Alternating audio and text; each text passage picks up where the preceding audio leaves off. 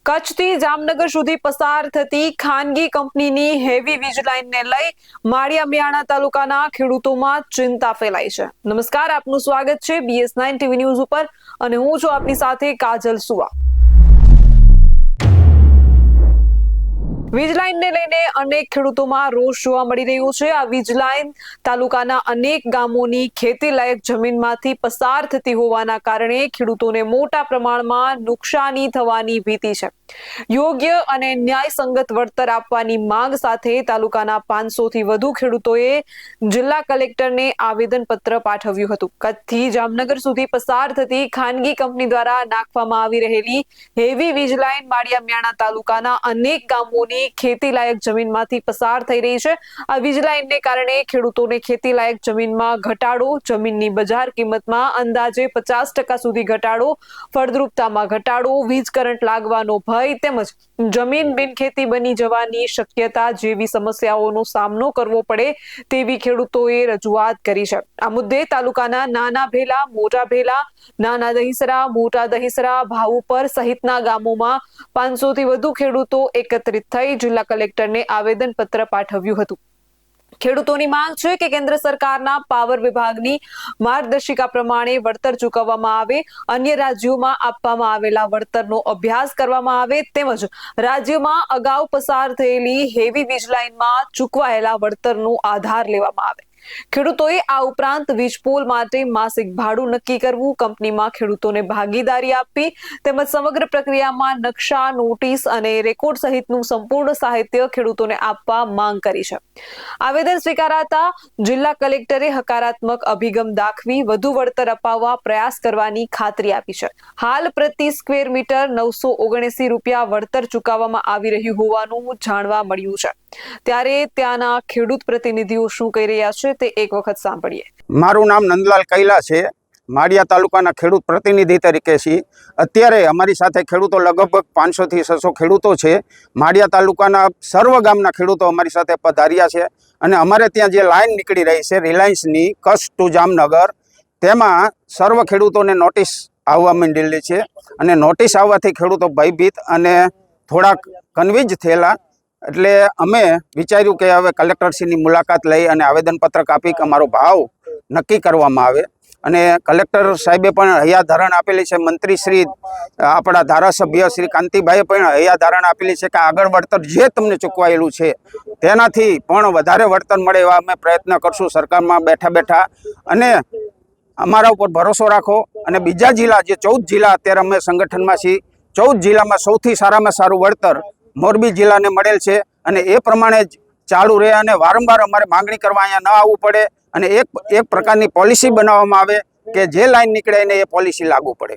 કેટલું વળતર અત્યારે આપવામાં છે, કેટલું માંગ છે અત્યારે સ્ક્વેર મીટર 979 રૂપિયા કલેક્ટર સાહેબે કરી દીધેલ છે।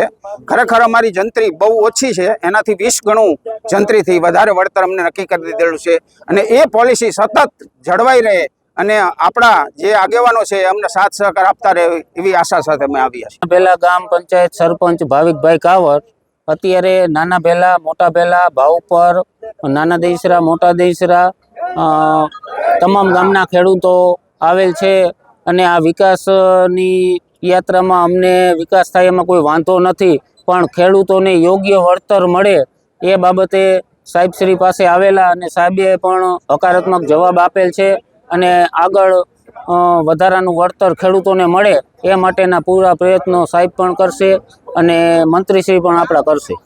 મારું ગામ મોટા ભેલા ગામનો ખેડૂત છું હું અને આ વીજ લાઇનથી માનો કે નાના જેવા ખેડૂતો છે જેને 5-10 વીઘા જમીન છે એની અંદર આ થાંભલો આવે છે જેથી એની કોઈ વેલ્યુ રહેતી નથી, રિસેલ કે કોઈ પણ વેલ્યુ રહેતી નથી અને ખેડૂત એની અંદર કામ કરવામાં પણ બહુ મૂંઝાય છે। ચોમાસામાં વીજળી થતી હોય અત્યારે એટલે ખેડૂતો ભયભીત છે અને એટલા માટે જ ખેડૂતોને પૂરતું વળતર મળવું જોઈએ। અમારે એમ જ માનવાનું છે કે અમારું ખેતર જ નથી એટલી અમે ભયભીત થઈ જાય છીએ અમારા ખેતરમાં લાઈન આવવાથી।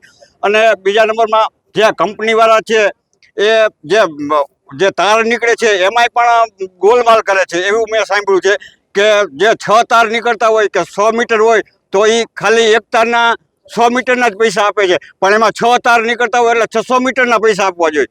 આવું પણ કંપનીવાળા એવું કરે છે. એટલે ખેડૂતોને સાહેબશ્રી અને બધા જે આગેવાનો છે એને રજૂઆત કરે કંપનીને કે ખેડૂતોને પૂરું વળતર મળવું જોઈએ. માળિયા બેણા તાલુકાના 500 થી વધુ ખેડૂતો આવેદન આપવા માટે ગયા હતા. ખાનગી કંપનીની કચ્છથી જામનગર સુધીની વીજ લાઈન નીકળી રહી, તેમાં ખેડૂતોને નોટિસ આવવા લાગી છે. ખેડૂતો ભયભીત થયા છે, જેથી આ આવેદન આપવામાં આવ્યું છે. જિલ્લા કલેક્ટર તેમજ મંત્રી કાંતિલાલ અમૃતયાએ પણ હૈયાધારણા આપી છે કે અગાઉ જે વળતર ચૂકવાયું છે તેનાથી વધુ વળતર માટે પ્રયત્નો કરીશું. અત્યારે 979 પ્રતિ સ્ક્વેર મીટર વળતર જિલ્લા કલેક્ટર દ્વારા કરી આપવામાં આવ્યું છે. નાના ભેલા, મોટા ભેલા, નાના દહીસરા, મોટા દહીસરા, ભાઉપર સહિતના ગામોના ખેડૂતો આવ્યા છે અને વિકાસ સામે કોઈ વાંધો નથી, પણ ખેડૂતોને યોગ્ય વળતર મળે તે માટે આવેદન આપવા માટે તેઓ કલેક્ટર કચેરીએ ગયા હતા. કલેક્ટરે હકારાત્મક અભિગમ દાખવ્યો છે અને વધારાનું વળતર આપવાના તેઓ પ્રયાસ કરશે તેવું તેમણે કહ્યું છે. 5 થી 10 વીઘા જમીનવાળા ખેતરમાં જો આ થાંભલો આવે તો જમીનની કોઈ વેલ્યુ રહેતી નથી. ખેડૂતો કામ કરવામાં પણ તકલીફ પડે છે, જોખમ પણ વધુ રહે છે, માટે પૂરતું વળતર મળવું જોઈએ. નાના ભેલા ગામના ખેડૂત હિંમતભાઈ કાવરે જણાવ્યું હતું કે વળતરને લઈને ખેડૂતો જાગૃત થાય અને એકતા જળવાઈ રહે તેવો અમારો પ્રયાસ છે. સરકાર તરફથી પણ સહયોગ મળી રહ્યો છે. કંપનીઓની નીતિ એકને ગોળ અને એકને ખોડ જેવી છે. તમામ ખેડૂતોને એક સરખું વળતર આપવું જોઈએ. છેવાડાના ગામોના દરિયાકાંઠે પુષ્કળ ફાજલ જમીન છે, ત્યાંથી લાઈન લઈ જાય તો કોઈ જોખમ રહે નહીં. અમારી માંગ સ્વીકારવામાં નહીં આવે તો અમે ગાંધી ચિંધ્યા માર્ગે લડત આપીશું તેવું ખેડૂતોએ ચીમકી પણ ઉચ્ચારી છે. ત્યારે જોવાનું એ રહ્યું કે ખાનગી વીજ કંપનીઓ જે ખેડૂતો પર શોષણ દમનકારી નીતિ ચલાવી રહી છે અને વળતર પણ જાતે જ નક્કી કરે છે.